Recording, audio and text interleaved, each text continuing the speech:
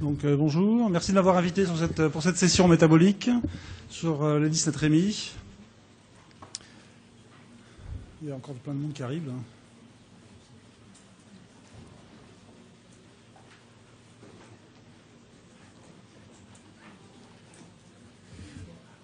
Donc je travaille aux urgences de l'hôpital Antoine Béclair à Clamart et je m'intéresse aux 17 Rémy depuis très longtemps, depuis l'internat en fait. Et il s'est passé beaucoup de choses depuis de nombreuses années qui permettent de faire une synthèse maintenant. Que vous verrez à la fin, il y a des recommandations qui viennent de ressortir à nouveau, dont on parlera. Alors les 17 Rémy, il y a des choses très simples, mais qu'il ne faut pas perdre de vue. En fait, la régulation de la 17 Rémy, je vais le faire vite, parce que vous le savez, mais je vais le faire d'une manière un petit peu différente peut-être de ce que vous avez l'habitude d'entendre. C'est peut-être pour ça qu'on m'a invité d'ailleurs. La régulation, c'est quoi la régulation de la natrémie? En fait, c'est l'adéquation des entrées aux sorties. En fait, on commence toujours par des sorties. Hein, quand on commence par sortir des choses, et puis ensuite il y a les entrées. Et donc, l'adaptation des apports aux sorties. Et donc, il y a une dysnatrémie quand il y a une inadéquation des apports, des entrées et des sorties. Bon, ça paraît très simple, mais en fait, il faut jamais le perdre de vue. En fait, il y a des postulats que vous connaissez, sur lesquels je vais passer vite, mais qu'il faut mentionner quand même. L'histoire de l'osmolarité, l'osmolalité, des compartiments de l'organisme. Vous savez que le corps humain est fait de 60% d'eau chez l'homme et de 50% d'eau chez la femme. Qu'il y a une égalité de concentration, très important. Égalité de concentration à tout moment entre l'intérieur de la cellule et l'extérieur de la cellule, entre le milieu intracellulaire et le milieu extracellulaire. Et que les mouvements d'eau entre cette membrane cellulaire sont régis par la loi de l'osmose, c'est-à-dire que l'eau va de l'endroit le moins concentré vers l'endroit le plus concentré pour qu'il y ait toujours un équilibre de concentration. Les grosses molécules ne passent pas cette membrane et donc cette osmose est faite par les grosses molécules, puisque les petites molécules, comme l'eau, traversent librement, sans effort, cette membrane dite semi-perméable. Tout ça, c'est très classique, mais il faut le dire. Et donc, en fait, je le répète, je l'encadre en rouge, etc. Ce ne sont pas les quantités d'osmol qui sont importantes, mais bien les concentrations de part et d'autre de la membrane cellulaire.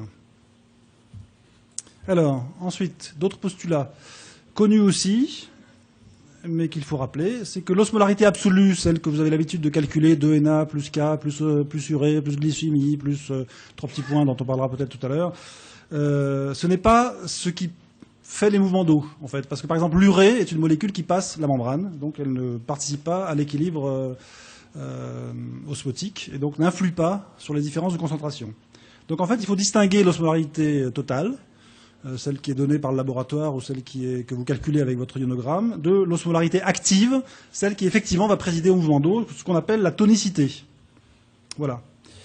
Et ça, on appelle ça la tonicité, c'est très simple. Hein. Enfin, il suffit de supprimer l'urée dans la formule qu'on connaît, donc il suffit de dire que c'est 2Na, 2 fois la concentration de sodium plus le glucose, et donc c'est 285 milliosmoles par litre.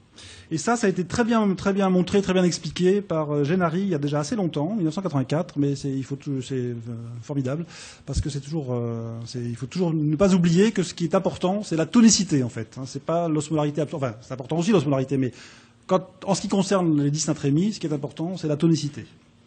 Donc c'est encore plus simple que l'osmolarité. 2Na plus glucose.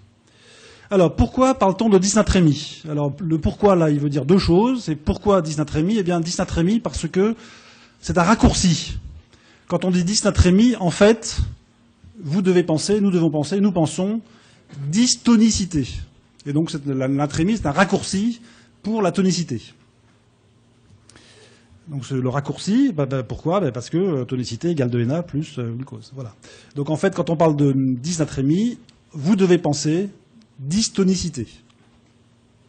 Donc la natrémie est un raccourci. Ça, c'est la première réponse du pourquoi. Et l'autre pourquoi, c'est pourquoi finalement ça survient. Eh bien, c'est parce qu'il y a un déséquilibre, toujours, ce qu'on disait au début, entre les entrées et les sorties. Et ça, il y a une publication qui était pas mal du tout là-dessus, en 2001. Voilà, que c'est toujours regarder la balance de la tonicité pour réfléchir sur les dysnatrémies, autrement dit sur les dystonicités. Alors, on rentre un peu plus dans le vif du sujet. Hyponatrémie. Alors là, hyponatrémie, je vous redis qu'il faut que vous pensiez qu'en fait, c'est un raccourci. Donc vous pensez hypotonicité. Voilà. On repart de la formule, la fameuse formule publiée par Gennari en 1985. Donc quand on pense hyponatrémie, en fait, on pense hypotonicité. C'est pour ça que quand la natrémie est basse, il faut toujours regarder le sucre. Parce que si le sucre est haut, eh bien peut-être que la tonicité est normale, auquel cas il ne faut surtout pas s'occuper du sodium. Mais il faut s'occuper du sucre. C'est une grave erreur de commencer à réfléchir sur une hyponatrémie alors que le sucre est haut et en fait que la tonicité est normale. Et c'est pour ça que vous pouvez même avoir des hyponatrémies normotoniques, voire hypertoniques. Donc ce sont d'autres sujets dont on parlera peut-être dans les questions-réponses, mais ce ne sont pas les sujets de l'hyponatrémie hypotonique, qui est le grand sujet classique de l'hyponatrémie. Alors, le classement des hyponatrémies. En fait, le classement des hyponatrémies, depuis les années 2000, en fait, il n'y a plus qu'un seul classement des hyponatrémies. Alors, accrochez-vous, attention. Le classement des hyponatrémies, c'est 1. Il y a une seule façon de les classer. C'est 1. Les hyponatrémies qu'il faut corriger vite. Et l'autre classe, c'est les hyponatrémies qu'il est inutile de corriger vite.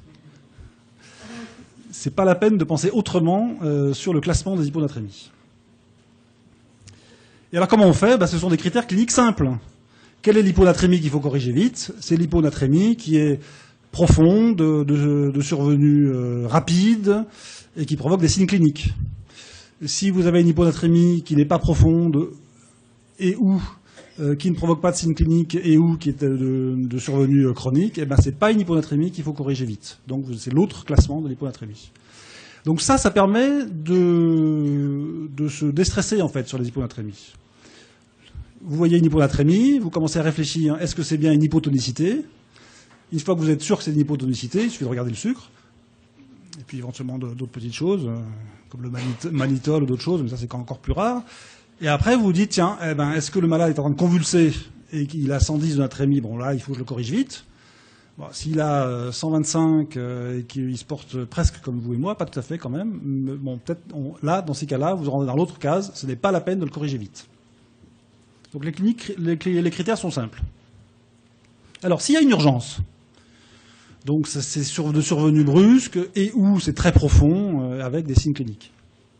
Donc s'il y a une urgence, c'est très facile. Il faut apporter des choses hypertoniques. Donc il faut apporter beaucoup plus de sel que d'eau. Par exemple, du sodium à 3%. Par exemple. On peut choisir autre chose, mais on peut choisir le sodium à 3% avec 30 grammes de sel par litre. Alors, qu'est-ce que fait cette perfusion de 30 grammes de sel par litre, de sodium à 3%. Autrement dit, combien est-ce qu'il faut que j'en mette et en combien de temps ? Ça, c'est aussi c'est l'autre question ensuite. On est dans le traitement urgent. Je sais qu'il faut que je mette beaucoup de sel par rapport à l'eau que je vais apporter, mais combien ? À quelle vitesse ? Et alors là, il y a 2 génies américains, d'origine européenne d'ailleurs, vu leur nom, qui ont inventé ça. Ils ont publié une première fois dans Intensive Care, en 97, très intéressant. Bon, et puis c'était si intéressant qu'en fait, ils l'ont republié dans le New England en 2000. Donc en 97, dans l'Intensive Care, c'était aider les dysnatrémies en général. Et puis en 2000, dans le New England, c'est 2 chapitres. Un chapitre sur l'hyponatrémie, un chapitre sur l'hypernatrémie. Mais en fait, ils disaient la même chose que dans la première publication. Alors c'est quoi ? C'est cette fameuse formule qui est très simple, qui est sur toutes les applications iPhone. Je fais un atelier au congrès des urgences, et maintenant quand je leur fais leur truc, hop, ils sortent leur iPhone, ils font le truc. Mais pourquoi ? Parce qu'en fait, c'est la formule qui est déjà aux États-Unis employée 1000 fois, donc qui est déjà dans les applications. Alors c'est quoi cette formule ? Hyper simple, c'est la variation de la natrémie pour 1 litre de votre perfusé. Que devient la natrémie après votre litre ? Eh bien, votre litre que vous perfusez, la natrémie varie de la concentration de sel et de potassium en millimoles dans votre infusat, moins la concentration de sodium que vous voyez sur l'ionogramme, divisé par l'eau totale du corps humain, plus 1 qui correspond au litre que vous avez perfusé. Donc l'eau totale, je vous le rappelle, c'est 60% du poids du corps chez l'homme, 50% chez la femme et la personne âgée. Donc c'est extrêmement simple, très facile à retenir et très facile à appliquer. Bon, il y a des limites à cette formule que je vous dis d'emblée. Les limites, c'est il faut à peu près connaître le poids. Donc en réanimation, c'est facile. Ailleurs, c'est un peu plus difficile, mais il faut à peu près connaître le poids, mais à la louche, ça marche quand même. Deuxièmement, c'est une formule qui est parfaitement exacte, à condition, ce qui est toujours faux, que le malade ne gagne ni ne perde autre chose que ce que vous lui mettez, c'est-à-dire le litre que vous lui apportez. Bon, c'est toujours faux, parce qu'il y a une duresse, il y a des pertes insensibles, etc. Mais néanmoins, sous réserve de cette limite, c'est une formule qui marche parfaitement bien, et on va le voir. Bon, par exemple, ça c'est un exemple que donnent messieurs Adroguet et Madias déjà dans leur publication, mais qu'on vérifie tous les jours. Par exemple, une femme qui vient d'être opérée, donc elle a une natrémie normale au départ, et puis en post-opératoire, elle a une hyponatrémie, elle convulse. Donc on rentre dans le critère, dans la classification, c'est une hyponatrémie qu'il faut corriger vite. On vérifie au passage que la glycémie est normale, donc c'est bien une hypotonicité. Donc qu'est-ce qu'on fait? On décide de lui mettre du sodium à 3%. Alors, quel est l'effet de cette perfusion de sodium à 3%? Donc, la formule d'Adroguet et Madias, c'est pour 1 litre, donc on va faire le calcul pour 1 litre. Donc, la variation de sodium pour 1 litre, etc., etc. Donc, quelle est la concentration de potassium dans du sodium à 3%? 0. Quelle est la concentration de sodium dans du sodium à 3%? En fait, c'est en millimoles. Donc, en fait, c'est 17 fois la quantité, 30, donc ça fait 513. Moins 112, qui est la natrémie de la patiente, divisé par son eau totale, c'est-à-dire 50% de son poids, plus 1. Et ce qui vous fait, après avoir posé ça très facilement, ça vous fait que par chaque litre de la perfusion qui est indiquée ici, la natrémie va monter de plus 16 millimoles environ. Voilà. Donc, est-ce que vous avez envie de faire monter la natrémie de 16 millimoles avec 1 litre de ça? Non, vous n'avez pas envie de faire ça. Vous avez envie, par exemple, de monter de 3 ou 4 millimoles. Autrement dit, de le faire passer en 3, par exemple 3 ou 4 millimoles, par exemple 3 millimoles. Eh bien, si vous voulez monter la natrémie que de 3 millimoles, eh bien, vous ferez une règle de 3. Et donc, vous ferez passer 180 millilitres de la solution. C'est la règle de 3 sur ça, de la solution. Et puis, si vous le faire monter en 3 heures, eh bien, vous le ferez passer en 3 heures. Voilà.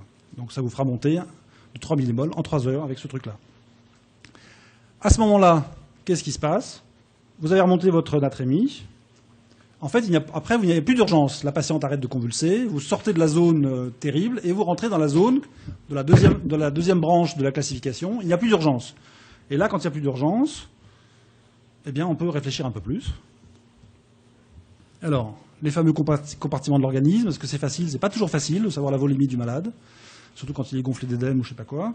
Donc, c'est pas toujours facile. Alors, les bons auteurs, qui sont messieurs Adroguet et Madias, et l'autre que j'ai signalé, Alperin, ont proposé de regarder le sodium et le potassium et l'osmolarité urinaire, très facile, vous avez ça sur un ionogramme et sur un échantillon, et de regarder, donc, si le sodium et plus potassium dans les urines et que vous êtes en hyponatrémie est supérieur au sodium plus potassium dans le plasma, ça veut dire que le rein fabrique l'hyponatrémie. Ou si vous êtes en hypernatrémie, c'est qu'il lutte contre l'hypernatrémie. Mais là, on est en hyponatrémie.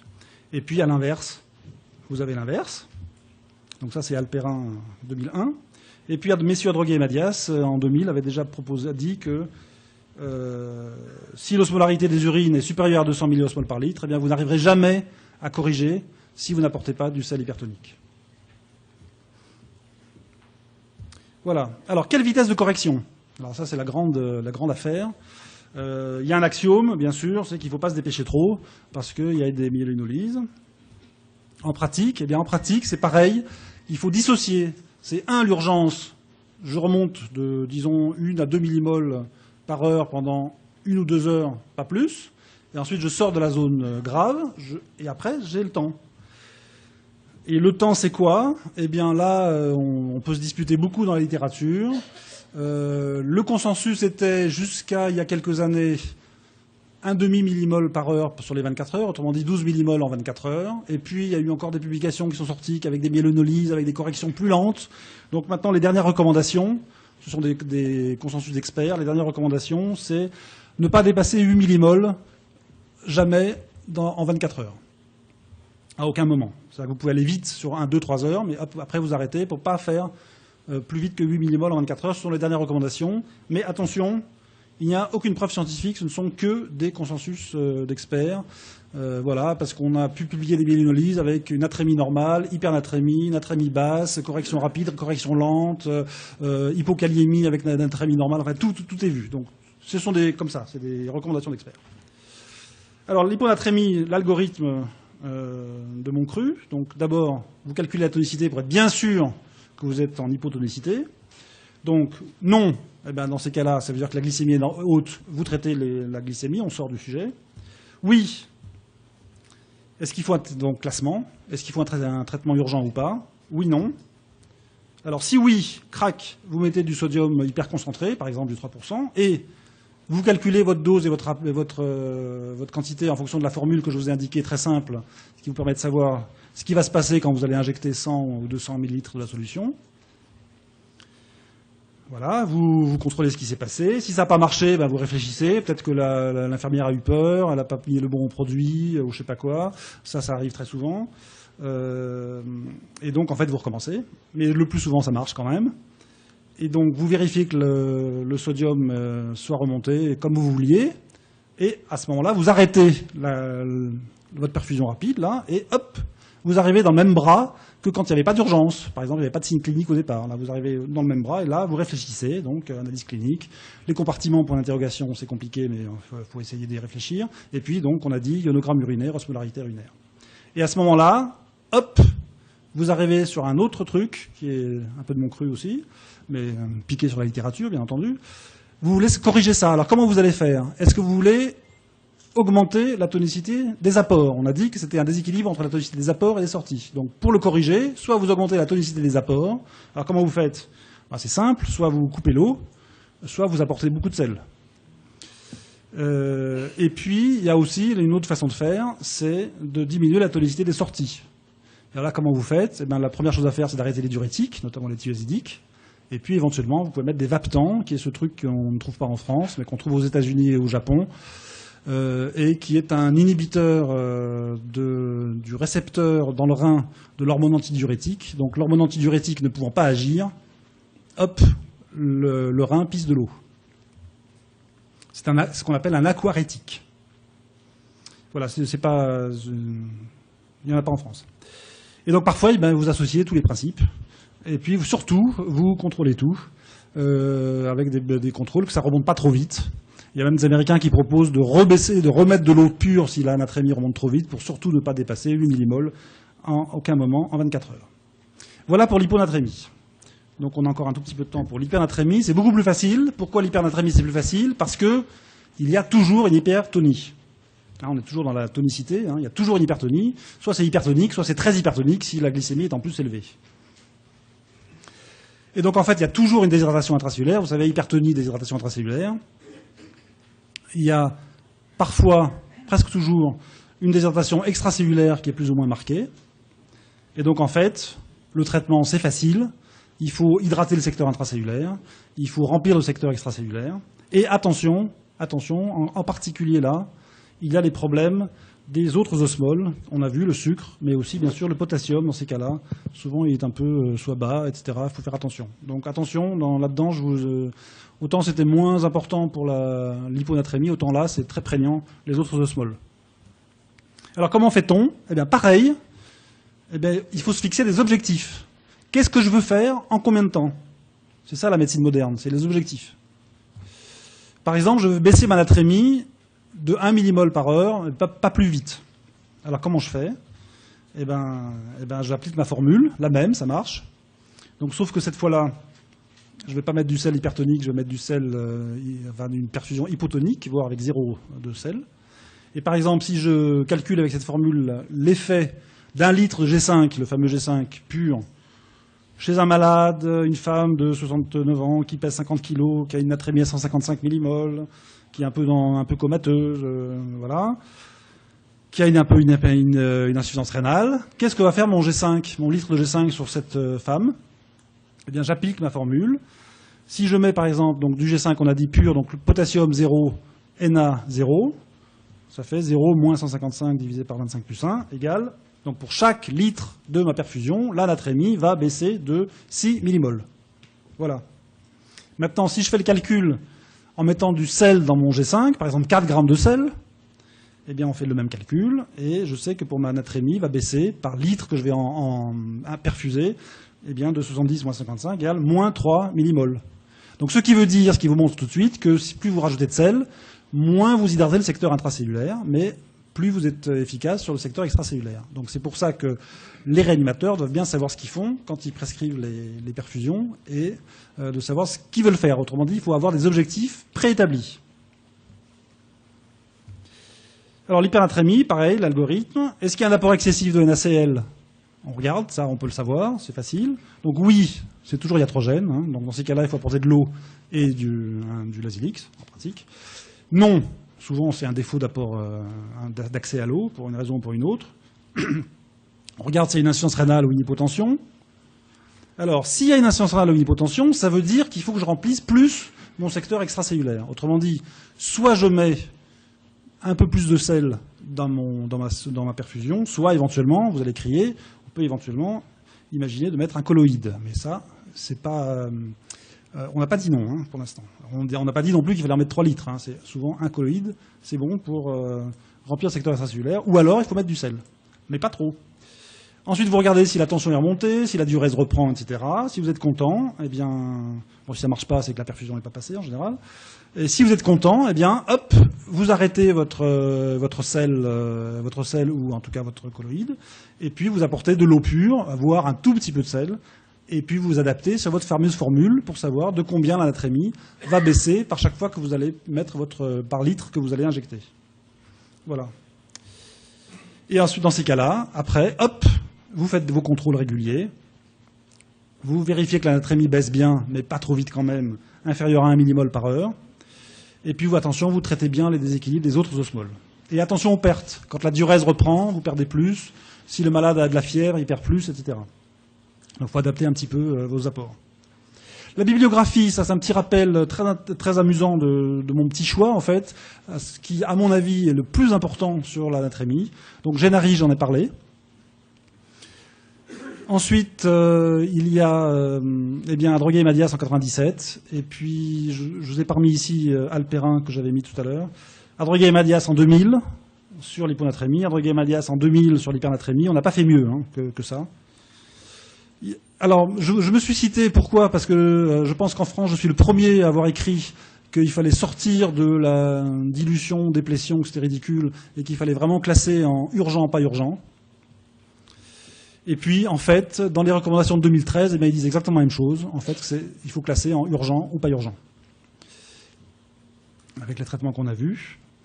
Et donc, en conclusion, est-ce que c'est grave la dysnatrémie? Oui, bien sûr. On sait que les hypernatrémies, c'est toujours très grave. Les hyponatrémies, c'est toujours très grave. Ce sont des facteurs de morbidité et de mortalité reconnus à partir de la moindre déviation de la norme.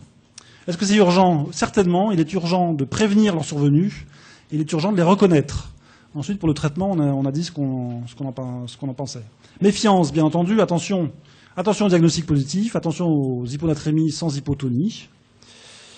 Attention à l'imputation de diagnostic. C'est pas parce qu'on a 123 millimoles que le coma est dû à l'hyponatrémie. Ça peut être bien d'autres choses. Et le traitement, encore une fois, là, j'attire votre attention qu'il faut obligatoirement se fixer des objectifs. Et c'est là ma principale conclusion. Je vous remercie.